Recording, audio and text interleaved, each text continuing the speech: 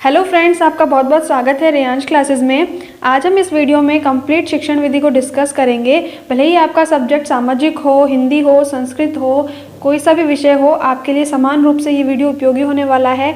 इस वीडियो को देखने के बाद आपके 7 से 8 प्रश्न इजीली करेक्ट हो जाएंगे। आपके एग्जाम में 10 प्रश्न आने वाले हैं और 20 मार्क्स का वेटेज रखता है, तो एक बहुत बड़ा वेटेज है। ये छोटा सा वीडियो आपके लिए बहुत ज़्यादा हेल्पफुल होगा।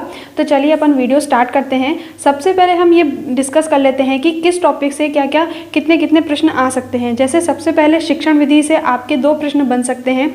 इसके बाद उपागम से आपके 2 से 3 प्रश्न बन सकते हैं। चुनौतियों से आपका 1 प्रश्न बन सकता है। इसके बाद जो सहायक सामग्री है, इससे आपके 1 से 2 प्रश्न बन सकते हैं। मूल्यांकन जो है काफ़ी इंपॉर्टेंट टॉपिक है, तो इससे आपके 2 से 3 प्रश्न बन सकते हैं। और निदानात्मक और उपचारात्मक में से आपके 1 से 2 प्रश्न बन सकते हैं। सबसे पहले अपन शिक्षण विधि को पढ़ लेते हैं। तो सबसे पहले अपन प्रयोजना विधि को ले लेते हैं। तो जो प्रयोजना विधि है, इसके जो प्रवर्तक माने जाते हैं वो किलपैट्रिक माने जाते हैं। और इसमें जो ये किस सिद्धांत पर आधारित है, ये आपके बुनियादी शिक्षा पर आधारित है, जो आपके 1935 में महात्मा गांधी ने दी थी। ये इंपॉर्टेंट है, आपको ध्यान रखने वाली बात है। इसमें नेक्स्ट ये प्रश्न पूछा जाता है कि आपके प्रयोजना विधि में मूल रूप से कितने पद थे। तो इसमें आपके मूल रूप से 4 पद थे और अभी वर्तमान में इसके 6 पद हैं। तो ये पद जो है आपके लिए बहुत ज़्यादा इंपॉर्टेंट है याद करना, क्योंकि एग्जाम में एज इट इज़ इस पदों से प्रश्न पूछा जाता है। इसका सीक्वेंस पूछ लेता है कि सही सीक्वेंस क्या है, इसके बाद कौन सा पद आएगा। तो ये याद करना आपके लिए बहुत ज़्यादा ज़रूरी है। तो सबसे पहले अपन इसको एक एग्जाम्पल के थ्रू याद करेंगे। तो इसमें सबसे पहला है परिस्थिति का निर्माण करना, उसके बाद योजना का चयन, तीसरा है रूपरेखा नियोजन, चौथा है क्रियान्वयन, 5वां है मूल्यांकन और छठा है लेखा जोखा। तो सबसे पहले जो एक शिक्षक है वो एक परिस्थिति का निर्माण करेगा। जैसे हर एक बच्चे के लिए अलग अलग परियोजना बनाएगा या ग्रुप में एक परियोजना बनाएगा। जैसे किसी के लिए खनिजों के ऊपर, खनिजों के लिए एक बना ली, एक खनिज हो गया, आपके उद्योग हो गया, गरीबी हो गई, बेरोजगारी हो गई। तो ये एक परिस्थितियों का निर्माण किया, मतलब सबके लिए अलग अलग जो है एक प्रोजेक्ट डिसाइड कर लिए। उसके बाद योजना का चयन, फिर बच्चों को बोलेंगे कि आप इस प्रोजेक्ट में से कुछ भी आप सेलेक्ट कर लो। तो बच्चा उसमें से कुछ भी सेलेक्ट करेगा। तो दूसरा हो गया योजना का चयन।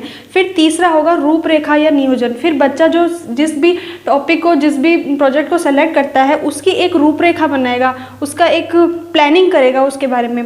फिर उसको करने के बाद में फिर बच्चा उसके ऊपर कार्य करेगा, तो उसका हो जाता है क्रियान्वयन। उसके बाद कंप्लीट करने के बाद उसका मूल्यांकन होगा और मूल्यांकन के बाद जो लास्ट स्टेप है वो है आपका लेखा जोखा। तो आपको याद रखना है, इसका जो लास्ट स्टेप है, पूछा जाता है मूल्यांकन होगा या लेखा जोखा होगा, तो इसका जो लास्ट स्टेप होगा वो होगा लेखा जोखा। ठीक है, इसमें एक लास्ट अपन इम्पोर्टेंट पॉइंट डिस्कस कर लेते हैं कि पूछा जाता है कि प्रयोजना विधि में कौन सी 4 योजना को शामिल किया गया है। तो इसमें आपकी 4 योजना है। पहली है रचनात्मक, दूसरी है रसास्वादन, तीसरी है समस्यात्मक और चौथी है अभ्यासात्मक। तो इनको आपको अच्छे से लर्न कर लेना है। और लास्ट एक पॉइंट और डिस्कस कर लेते हैं कि आपकी कोई प्रश्न पूछा जाता है कि उत्पादक योजना को किसने शामिल किया। तो इसको आपके थॉमस एम रिस्क ने माध्यमिक शिक्षा वाले बच्चों के लिए जो है स्टार्ट किया था। तो आपकी प्रयोजना विधि कंप्लीट हो जाती है। इसमें से आपका प्रश्न गलत नहीं होगा अगर आपने इसको अच्छे से लर्न किया है। वैसे बेसिकली पदों से ही प्रश्न आते हैं, तो इसमें आपको पद तो याद करने ही करने हैं। ठीक है, तो चलिए अपन दूसरी विधि डिस्कस कर लेते हैं, जो है समस्यात्मक विधि।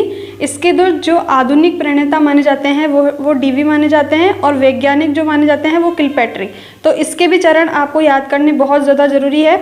तो इसका पहला चरण है समस्या का चयन, दूसरा है समस्या का प्रस्तुतिकरण, तीसरा है उपकल्पना का निर्माण, चौथा है तथ्यों का एकत्रीकरण, 5वां है विश्लेषण और छठा है मूल्यांकन। तो इसको भी अपन एक एग्जाम्पल के थ्रू याद करेंगे। जैसे अपने प्रधानमंत्री नरेंद्र मोदी जी हैं, ठीक है, उन्होंने एक समस्या का चयन कर लिया। जैसे हमारे भारत में गरीबी सबसे ज़्यादा है, तो ये एक समस्या है, तो इसका चयन कर लिया। फिर वो उन्होंने जो है अपने मंत्रिमंडल में जो इसको डिस्कस किया, प्रस्तुत किया, समस्या का प्रस्तुत किया कि अपने देश में बहुत ज़्यादा गरीबी है, तो इसके बारे में आप कुछ राय दीजिए। तो फिर जो आप उनका मंत्रिमंडल है उनके बारे में राय करेगा, विचार करेगा और अपने अपने विचार देगा। तो वो क्या हो गई आपकी उपकल्पना का निर्माण। ठीक है, उन्होंने उपकल्पना बनाई, उसका निर्माण किया। उसके बाद फिर जिसने भी जो भी अपनी राय दी थी उनको सबको तथ्यों को एकत्रित किया। एकत्रित करने के बाद उसका विश्लेषण किया और विश्लेषण करने के बाद मूल्यांकन कर दिया। तो इजी स्टेप से समझ में आ गया, कोई दिक्कत नहीं है। ठीक है, पहले समस्या का चयन, समस्या का चयन करने के बाद प्रस्तुतिकरण, प्रस्तुतिकरण के बाद उपकल्पनाओं का निर्माण, उपकल्पनाओं के निर्माण के बाद तथ्यों का एकत्रीकरण, विश्लेषण और मूल्यांकन। ठीक है, इन स्टेप्स को सीक्वेंस वाइज याद करना बहुत जरूरी है। ठीक है, चलते हैं नेक्स्ट विधि की तरफ। नेक्स्ट विधि की बात कर लेते हैं अपन, ह्यूरिस्टिक विधि। इसके जो प्रवर्तक माने जाते हैं वो आपके आर्मस्ट्रॉन्ग माने जाते हैं। तो इसके सोपान अपन देख लेते हैं। इसके सोपान है, पहला है समस्या का प्रस्तुतिकरण, दूसरा है तत्वों का निरीक्षण और सारणीकरण, तीसरा है परिकल्पना, चौथा है परीक्षण और पांचवा है नियमों का निर्धारण। ठीक है, इसके बाद नेक्स्ट विधि डिस्कस कर लेते हैं, वो है पर्यवेक्षित अध्ययन विधि। तो ये विधि किसने दी थी? ये आपके डेजी मॉरविल जोन ने दी थी। ठीक है, और इसके अंदर क्या है, जो टीचर है वो बच्चों को पर्यवेक्षित करता है, उसके बाद निर्देशन देता है। मतलब उनको देखेगा कार्य करते हुए कि कौन सा बच्चा किस तरीके से कार्य कर रहा है, और उसके बाद में फिर जो भी उसके बारे में निर्देशन देंगे कि आपने ये काम सही से किया, ये काम सही से नहीं किया। इस तरीके से जो विधि होती है वो आपकी पर्यवेक्षित अध्ययन विधि की होती है। चलते हैं नेक्स्ट विधि की तरफ। पांचवी विधि आपकी सामाजिक अभिव्यक्ति विधि। इसको आप ग्रुप स्टडी भी कह सकते हैं। इसमें जो है बच्चा आपस में विचार विमर्श करके और सामाजिक अभिव्यक्ति के थ्रू जो है अपनी पढ़ाई करता है। तो इसके अंदर क्या क्या होता है, औपचारिक योजना होती है, दूसरी अनौपचारिक योजना होती है। अनौपचारिक योजना में आपके वाद विवाद आते हैं और विचार समिति आती है। उसके बाद आत्मनिर्देश वर्ग योजना होती है और सेमिनार वर्ग योजना होती है। ठीक है, नेक्स्ट अपन चलते हैं शैक्षिक पर्यटन विधि। इसको सरस्वती यात्रा विधि भी कहते हैं और ये 19वीं शताब्दी में रैनी ने दी थी, ये आपको ध्यान रखना है। इसके बाद अगला जो है स्त्रोत विधि और आधार विधि। ये जो दोनों विधियां हैं ये आपके इतिहास विषय में बहुत ज़्यादा उपयोगी है, तो ये आपको ध्यान रखना है। और लास्ट है अभिनयकरण विधि। इसमें अभिनय के द्वारा बच्चों को सिखाया जाता है। अगला जो टॉपिक है आपका उपागम। उपागम बहुत ज़्यादा इम्पोर्टेंट है, आपको इनको बहुत अच्छे से याद करना पड़ेगा। इसके सारे के सारे पद जो भी हैं वो सब याद नहीं होते हैं, बच्चों को बहुत ज़्यादा डिफिकल्ट होता है। तो मैं आपको इसको बहुत इजी तरीके से लर्न कराऊंगी। तो चलिए सबसे पहले अपन लेते हैं हर्बर्ट उपागम को। तो इसके जो जनक हैं वो आपके हर्बर्ट हैं और ये स्मृति पर आधारित है, पाठ योजना पर आधारित है, स्मृति पर आधारित है, गेस्टॉल्ट पर आधारित है और सहसंबंध पर आधारित है। इसको आपको ध्यान रखना है। ये प्राचीनतम है और अमनोवैज्ञानिक है। इसमें जो इंपॉर्टेंट चीज़ें आपको याद रखने वाली, इसके पद याद रखने हैं। तो इसमें सबसे पहले अपन बात कर लेते हैं कि कितने पद थे। पहले मूल रूप से इसमें 4 पद थे। कौन कौन से थे? स्पष्ट, संबंध, व्यवस्था और प्रयोग। इसे याद करने के लिए आपको एक ट्रिक बता देती हूँ मैं। SSVP। S से स्पष्ट, S से संबंध, V से व्यवस्था और P से प्रयोग। उसके बाद जिल्लर महोदय ने इसे स्पष्ट को 2 भागों में बांट दिया। पहला था प्रस्तावना और दूसरा था प्रस्तुतिकरण। ठीक है, प्रस्तावना और प्रस्तुतिकरण। तो अभी वर्तमान में इसके कितने पद हैं? वर्तमान में इसके 5 पद है। पहला प्रस्तावना, दूसरा प्रस्तुतिकरण, तीसरा संबंध, चौथा व्यवस्था और पांचवा प्रयोग। तो ये आपको याद रखना है, ये सीक्वेंस पूछ लिया जाता है एग्जाम में। तो बच्चा बहुत ज़्यादा कंफ्यूज हो जाता है कौन सा पद था, कौन सा पद नहीं था। तो इसे याद करने के सबसे सिंपल ट्रिक मैंने आपको बता दिया, आपको याद कर लेनी है। ठीक है, चलते हैं नेक्स्ट उपागम की तरफ। अगला उपागम है आपका मॉरिसन उपागम, जिसको आप चक्रीय उपागम भी कह सकते हैं। ये कनाडा के थे मॉरिसन जी, और ये जो है हर्बर्ट और डीबी पर दोनों उपागम पर आधारित है और ये बोध पर आधारित है। ये आपको बहुत इम्पोर्टेंट है, इसको याद करने वाली चीज़ कि ये मॉरिसन उपागम किस पर आधारित है? ये बोध पर आधारित है। ये आपको अच्छे से याद कर लेना है, क्योंकि ऐसा सीक्वेंस पूछ लेता है कि हर्बर्ट स्मृति पर आधारित है, मॉरिसन बोध पर आधारित है। तो लर्न कर लो, बहुत ज़्यादा इंपॉर्टेंट है। एग्जाम में बार बार यही प्रश्न पूछा जाता है। ठीक है, इसके बाद इसके चरण अपन देख लेते हैं। इसके 5 चरण हैं। पहला है पूर्व ज्ञान, दूसरा है प्रस्तुतिकरण, तीसरा है आत्मीकरण, चौथा है व्यवस्था और पांचवा है प्रयोग या मूल्यांकन। ठीक है, वो सेम चरण है, इसको भी इस तरीके से याद कर लो। पूर्व ज्ञान, प्रस्तुतिकरण और आत्मीकरण, व्यवस्था और प्रयोग। उसमें भी यही था, प्रस्तावना, प्रस्तुतिकरण। इसको आत्मीकरण की जगह वहाँ पे संबंध था, उसके बाद व्यवस्था वही था, वहाँ पे प्रयोग भी था। ठीक है, तो ये याद हो गया। 2 उपागम अपन ने कंप्लीट कर लिए। अगले उपागम की तरफ चलते हैं। अगला तीसरा उपागम है आपका किलपैट्रिक जो आपने प्रयोजना विधि पढ़ी थी लगभग वो सेम ही है, उसमें जो पद है वही आपको इसमें यूज़ आ जाएंगे। ठीक है, इससे जो भी प्रश्न बनेगा उससे आपका बिल्कुल करेक्ट हो जाएगा। नेक्स्ट जो है आपका मूल्यांकन उपागम। मूल्यांकन उपागम किसने दिया था? ये आपके ब्लूम ने दिया था। आपको ध्यान रखना है, बहुत इंपॉर्टेंट क्वेश्चन है ये, बार बार पूछा जाता है। मूल्यांकन उपागम किसने दिया? तो ये आपके ब्लूम ने दिया था। और ये किस पर आधारित है? ये उद्देश्यों के वर्गीकरण पर आधारित है। तो ऐसा भी पूछ लेते हैं उद्देश्यों का वर्गीकरण किसने किया? तो ये आपके ब्लूम ने किया। और इसके पद भी पूछ लेते हैं, बहुत इंपॉर्टेंट है, आपको बहुत अच्छे से याद करने, बार बार पूछा जाता है ये प्रश्न। इसके 3 पद थे, पहला था शिक्षण उद्देश्य, दूसरा अधिगम अनुभव और तीसरा मूल्यांकन। ठीक है, तो जो सबसे पहले शिक्षण के उद्देश्य निर्धारित होते हैं, उसके बाद अधिगम अनुभव। अधिगम अनुभव में विषय वस्तु का चयन किया जाता है और क्रिया का चयन किया जाता है। उसके बाद जो होता है मूल्यांकन हो जाता है। ठीक है, इसके बाद इसे 3 भागों में बांटा, ज्ञानात्मक, भावात्मक और क्रियात्मक में। तो ज्ञानात्मक में भी इसके पद बताए हैं, इसको याद करना है आपको। ज्ञानात्मक तो बहुत इंपॉर्टेंट है, इसको तो याद करना ही करना है। तो ज्ञानात्मक में क्या था? ज्ञान, बोध, प्रयोग, विश्लेषण, संश्लेषण और मूल्यांकन। अब इसके अंदर से भी आजकल बहुत ज़्यादा प्रश्न पूछे जाते हैं कि ज्ञान में क्या होता है, बोध में क्या होता है, प्रयोग में क्या होता है, विश्लेषण, संश्लेषण, मूल्यांकन। तो इसको अभी मैं आगे आपको बहुत अच्छे से लर्न कराऊंगी। ठीक है, भावात्मक में आप इसे देख लीजिएगा। भावात्मक में आग्रहण, प्रतिक्रिया, अनुमूल्यन, संगठन और स्वाभाविकरण आता है। क्रियात्मक में प्रत्यक्षीकरण, मनोस्थिति, प्रतिक्रिया, कार्यकौशल, बाह्य व्यवहार और अनुकूलन आता है। ठीक है, इसके बाद अंतिम उपागम जो है वो है आपका RCEM उपागम है। इसमें क्या होता है? इसको 4 भागों में बांटा है, ज्ञान, समझ, प्रयोग और सृजनात्मक। ठीक है, सृजनात्मक को 3 भागों में बांटा है, विश्लेषण, संश्लेषण और मूल्यांकन। ठीक है, आपके उपागम कंप्लीट हो चुके हैं। नेक्स्ट मैंने आपको जो बताया था ज्ञान, बोध, प्रयोग, विश्लेषण, संश्लेषण में से भी प्रश्न बन जाते हैं। तो इसमें सबसे पहले जो ज्ञान है, ज्ञान के अंदर आता है आपकी परिभाषा, सारणी बनाना, प्रत्यास्मरण करना और पहचानना। तो प्रश्न आता है कि आपके जो परिभाषा है वो किससे संबंधित है? तो वो ज्ञान से संबंधित है। पूछ लेता है कि पहचानना किससे संबंधित है? तो वो ज्ञान से संबंधित है। तो इनको आपको अच्छे से याद करना है क्योंकि एग्जाम में एक प्रश्न बनता है। नेक्स्ट है बोध। बोध में क्या होता है? वर्गीकरण, व्याख्या, निर्णय, अंतर और विवेचन। तो ऐसे पूछा जाता है प्रश्न कि वर्गीकरण किससे संबंधित है? तो वो बोध से संबंधित है। और प्रयोग में गणना, प्रयोग और जांचना प्रयोग से संबंधित है। अगर बच्चा पढ़ने के बाद किसी भी विषय वस्तु का विभाजन कर पा रहा है तो विश्लेषण, उसके बाद निष्कर्ष निकाल पा रहा है तो संश्लेषण। ठीक है, चलते हैं अगर नेक्स्ट टॉपिक की तरफ। अपनी आ गई है सहायक सामग्री। सहायक सामग्री में 3 प्रकार की सहायक सामग्री होती है आपकी। पहली होती है दृश्य, दूसरी होती है श्रव्य, तीसरी होती है दृश्य और श्रव्य। तो दृश्य जो होती है वो एक माध्यम होती है, दृश्य ओनली एक माध्यम होती है। ठीक है, जो आपके ज्ञानात्मक होता है उसकी उद्देश्यों की पूर्ति करती है। ठीक है, नेक्स्ट है जो श्रव्य। श्रव्य जो होता है वो द्विमाध्यम होता है, जो ज्ञानात्मक और भावात्मक उद्देश्य की पूर्ति करता है।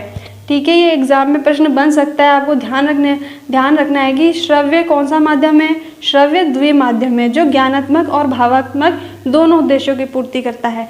उसके बाद जो दृश्य और श्रव्य है वो आपका बहुमाध्यम है, जो आपके ज्ञानात्मक, भावात्मक और क्रियात्मक इन तीनों उद्देश्यों को पूरा करता है। ठीक है, सबसे पहले अपन इसको दृश्य सामग्री को अच्छे से पढ़ लेते हैं। दृश्य सामग्री में क्या क्या आता है? सबसे पहला आता है आपकी पुस्तक, दूसरा आता है आपका बुलेटिन बोर्ड, तीसरा आता है आपका फिनेलन बोर्ड, चौथा आपका चुंबकीय बोर्ड, पांचवा आता है मॉडल, छठा आता है आपका मायादीप। तो मायादीप जो है वो दृश्य सामग्री है, ये आपका पहला आविष्कार माना जाता है। ठीक है, नेक्स्ट है मानचित्र, ये भी आपका दृश्य सामग्री है।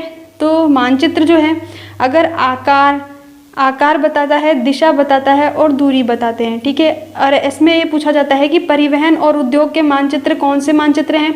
तो ये आपके विषयक मानचित्र कहलाते हैं।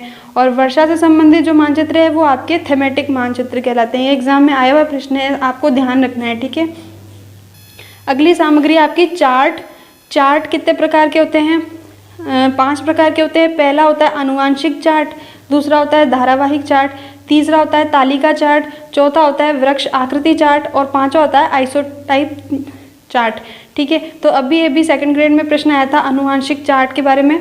इसमें पूछा था राजा महाराजाओं के वंश से संबंधित कौन सा चार्ट बनाया जाता है, तो वो आपका आनुवांशिक चार्ट था।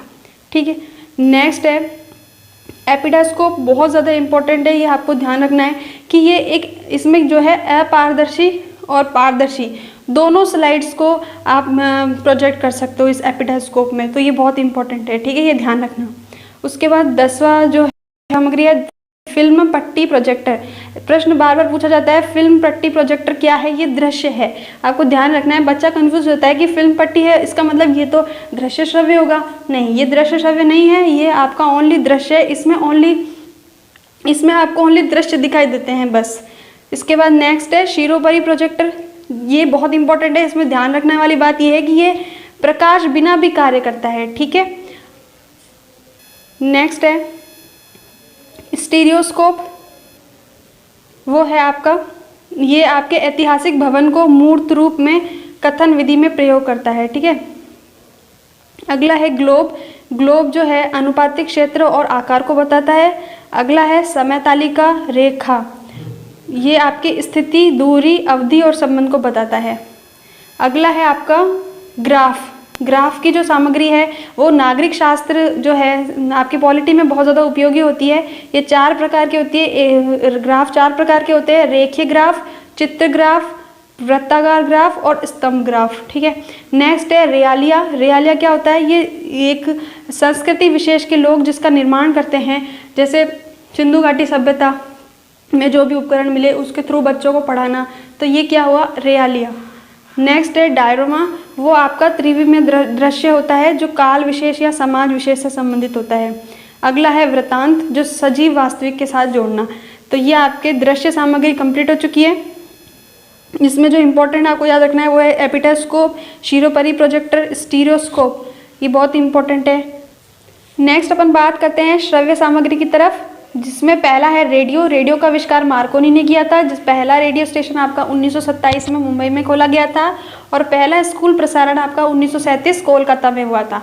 नेक्स्ट श्रव्य सामग्री आपकी ग्रामोफोन, जिसे चूड़ी का बाज भी कहते हैं, और तीसरी श्रव्य सामग्री है आपकी टेप रिकॉर्डर, जिसको ध्वनि अभिलेख भी कहते हैं।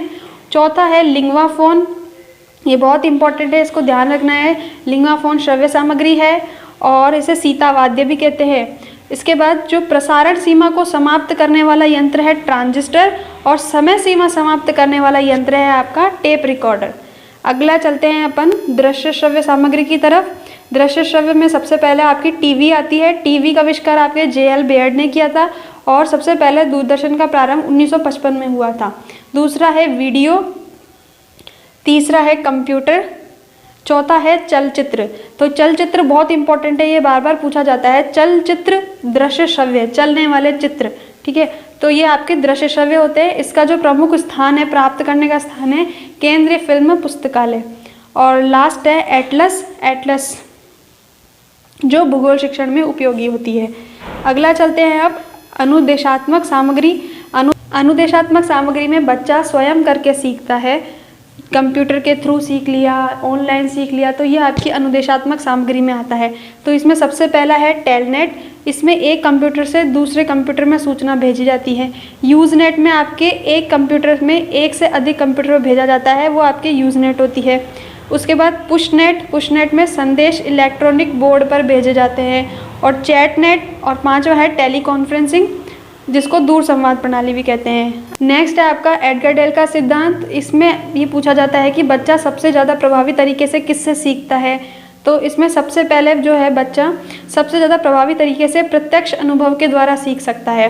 सबसे पहले जो कम प्रभावी तरीके से शब्द से सीख सकता है, उसके बाद दृश्य से, उसके बाद श्रव्य से, उसके बाद दृश्य श्रव्य से, उसके बाद प्रदर्शन सामग्री से, उसके बाद पर्यटन से, और सबसे ज़्यादा प्रभावी तरीके से जो सीख सकता है वो है प्रत्यक्ष अनुभव।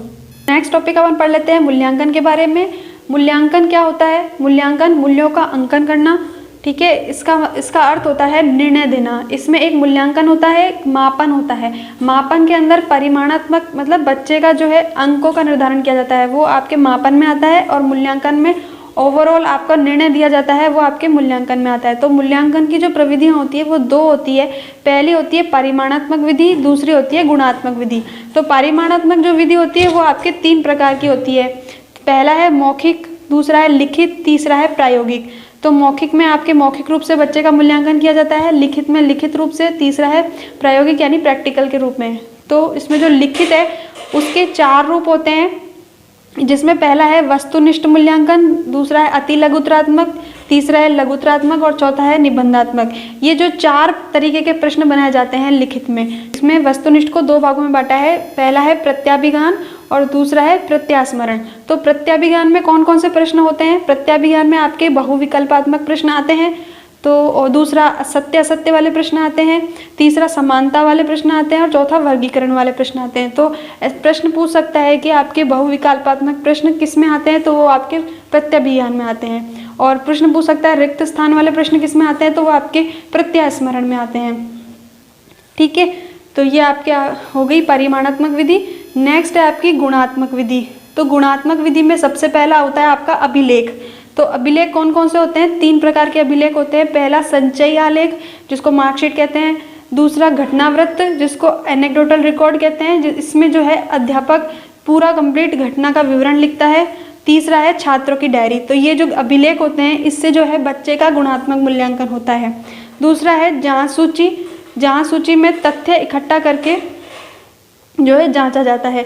तीसरा है रेटिंग स्केल, निर्धारण मापनी, ये आपके गुणात्मक मूल्यांकन में आती हैं। ठीक है, तो एग्जाम में ये प्रश्न पूछा जाता है कि आपका जो मूल्यांकन की गुणात्मक विधि कौन सी है, परिमाणात्मक विधि कौन सी है, तो ये आपको इम्पोर्टेंट रूप से याद रखनी है। चलते हैं आगे क्षेत्र की तरफ। मूल्यांकन के क्षेत्र कौन से हैं?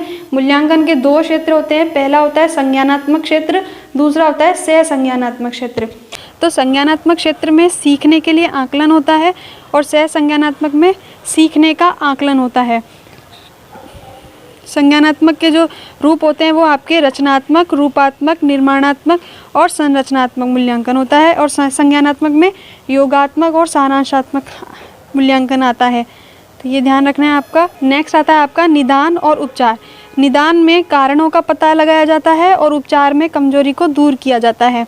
जो भी बच्चे के अंदर कमियां हैं, जो भी बच्चे को प्रॉब्लम आ रही है, तो उनके कारणों का पता लगाया जाता है निदान में, और उन कारणों का पता लगा के उनकी कमजोरी को दूर किया जाता है, वो आपके उपचार में किया जाता है। इसके बाद जो है इसके प्रकार होते हैं, 2 प्रकार के होते हैं। पहला होता है अध्यापक निर्मित, दूसरा होता है मानकीकृत। अध्यापक निर्मित जो होते हैं वो निरीक्षण के द्वारा निर्धारण किया जाता है, संचयी अभिलेख के द्वारा निर्धारण किया जाता है और साक्षात्कार के द्वारा किया जाता है। दूसरा है मानकीकृत, जो वैज्ञानिकों द्वारा बनाया गया है, वो है प्रेसी का वाचन निदानात्मक परीक्षण और आयोवा का साइलेंट रीडिंग टेस्ट। ठीक है, तो इस वीडियो में इतना ही। अगर आपको ये वीडियो अच्छी लगी है, हेल्पफुल लगी है, तो इसे लाइक कीजिएगा, शेयर कीजिएगा और हमारे चैनल को सब्सक्राइब कीजिएगा। Thank you so much.